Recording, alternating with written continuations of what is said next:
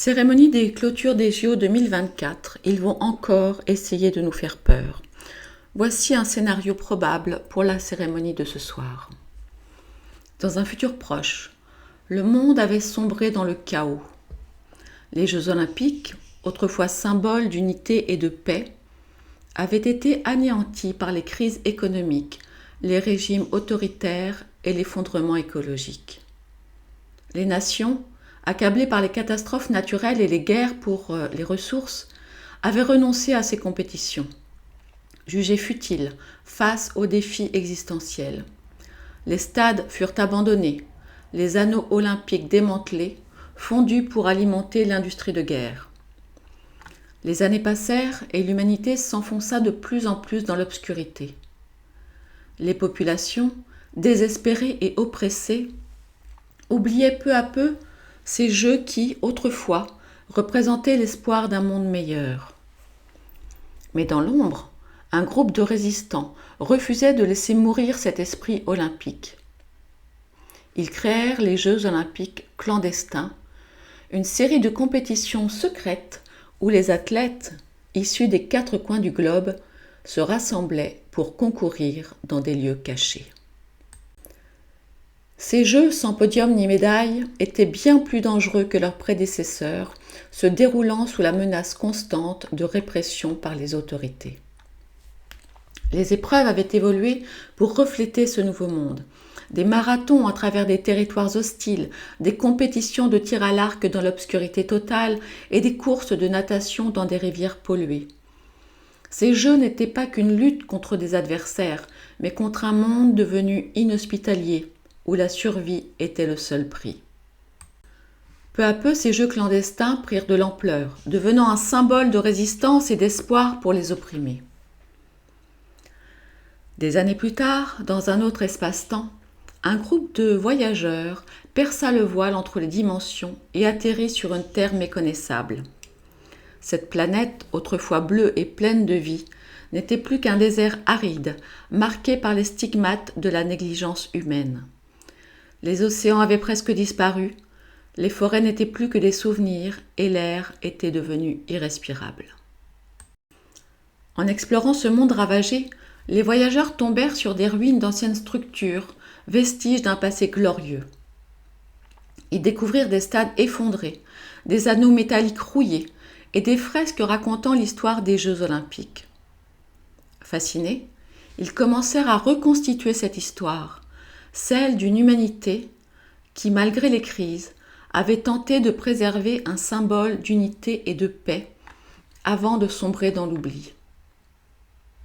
Les fresques révélaient comment, au fil des siècles, les Jeux olympiques avaient été détournés par des régimes autoritaires avant de disparaître, lorsque les nations, trop occupées à lutter pour leur survie, avaient renoncé à ces rassemblements. Mais elles racontaient aussi l'histoire des Jeux clandestins, ces compétitions secrètes organisées par des résistants qui, même dans les moments les plus sombres, avaient cherché à préserver l'esprit olympique. Les voyageurs comprirent alors que la chute des Jeux olympiques n'était qu'un symptôme de la déchéance de l'humanité qui avait oublié de protéger sa planète. Les crises écologiques, les guerres pour les ressources et l'exploitation effrénée de la terre avaient détruit ce qui était autrefois un symbole de l'unité mondiale.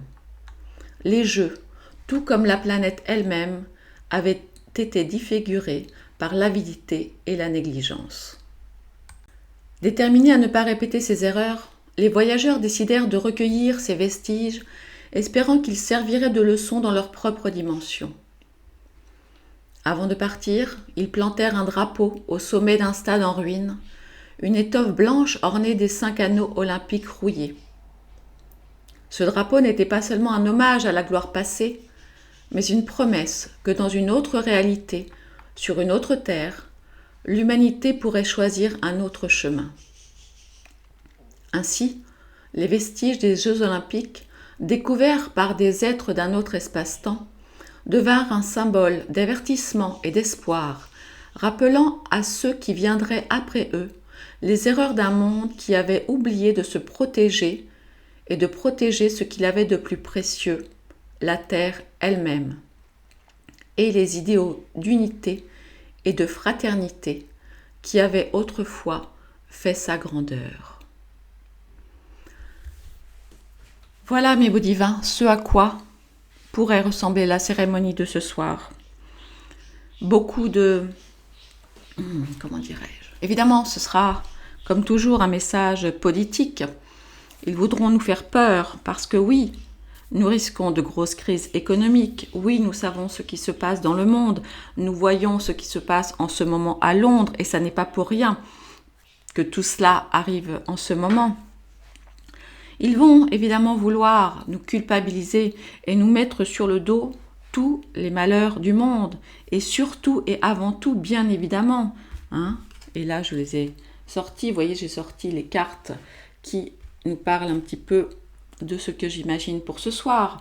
Ils vont nous mettre une grande responsabilité sur ce qui se passe pour nous encourager, bien évidemment, à vivre sur une planète dans laquelle, il n'y aurait plus aucune nation. Vous vous souvenez de la chanson Imagine qu'ils nous ont sorti pour à la cérémonie d'ouverture. Plus aucune possession, un monde woke, un monde arc-en-ciel, un monde de bisounours qui n'existe absolument pas, bien évidemment, et qui n'est probablement pas ce qu'ils envisagent pour nous. Voilà mes beaux divins. Alors ce soir, je ne sais pas si je vais regarder, parce que ça va être... je vous avais prévenu, pour la première, je le sentais, j'avais des messages qui me revenaient par rapport à la symbolique. Et ce soir, je pense qu'il n'y aura pas forcément des symboles, comment dirais-je, de cette espèce de crochu cornu là, pas forcément dans ce sens-là. Mais ce soir, on va bien nous culpabiliser, nous faire comprendre que si on continue comme ça, eh bien, voilà ce que la Terre va devenir. Voilà. Et donc, ils vont se servir de ce message qui, au demeurant, était censé être beau, bien que lorsque j'ai fait une petite enquête sur le créateur des Jeux Olympiques, l'histoire est un petit peu différente, mais peu importe, ils vont se servir de ce symbole-là pour nous faire très peur. Voilà, c'est tout ce que j'avais à vous dire. Je ne sais pas si je regarderai, je ne sais pas non plus si je vais faire de tirage aujourd'hui. J'ai été très triste que ma vidéo d'analyse extrêmement poussée, extrêmement fournie de la cérémonie d'ouverture ait été à peine regardée. Je sais qu'elle était un petit peu longue, mais comme c'est un podcast, vous pouviez l'écouter tout en faisant la vaisselle. Voilà, écoutez, je pense que si vous êtes là, c'est que vous êtes curieux. Voilà. Enfin, vous le savez, ils vont nous faire croire que nos choix politiques, je vous rappelle qu'on est à quelques semaines maintenant des élections américaines, etc., et que nous avons de grosses problématiques avec les partis français, etc., et dans beaucoup de monde.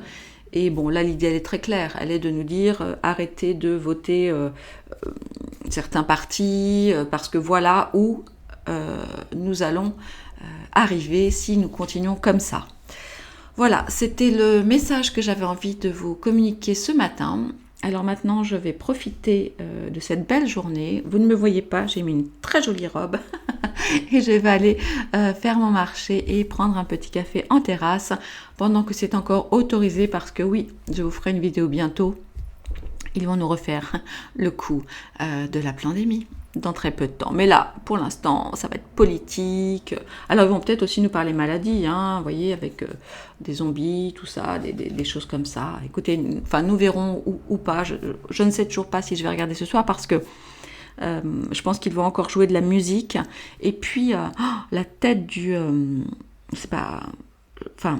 comment dirais-je ? Le visage du danseur principal, qui m'a l'air vraiment très très doué, évidemment, est tellement étrange et me fait penser à d'autres personnes. Voilà, je me met assez mal à l'aise. Donc je ne sais pas. Il paraît qu'il y aura 30 minutes de spectacle comme ça, avec ce monsieur. Je sais pas, je le sens pas trop. Voilà mes beaux divins. Allez, je vous embrasse très très fort. Prenez soin de vous et puis dites-moi en commentaire si vous pensez regarder, si vous pensez ne pas regarder ou si vous l'avez regardé. Voilà, je vous embrasse très très fort. Je vous souhaite un merveilleux dimanche. Prenez soin de vous. Au revoir.